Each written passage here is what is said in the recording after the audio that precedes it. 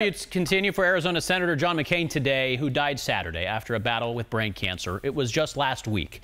He announced he was stopping treatment. And today, colleagues of the U.S. Senate opened the first session since his passing with remarks about the man known as the Maverick, who stood on principle.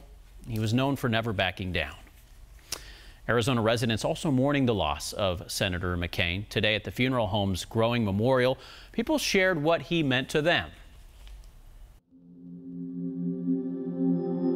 Senator McCain, he was the best example how to live life, not as a politician, how to take care of people around the world.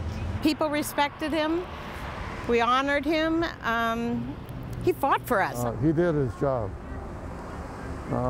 Everybody knows that he was a prisoner of war, but even upon his return to the United States, he was never bitter about it. Someone said it well this morning.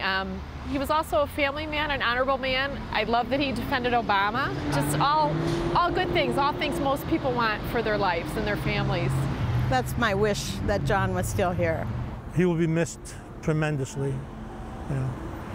I feel bad that he's not a part of us anymore, but in a lot of ways, everybody will have him in their heart, you know. In Ukraine, we have greatest phrase, heroes are never dying.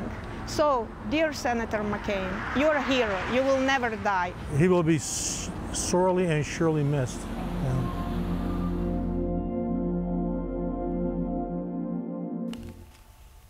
The war hero and longtime senator will lie in state at the Arizona Capitol Wednesday, which is his birthday.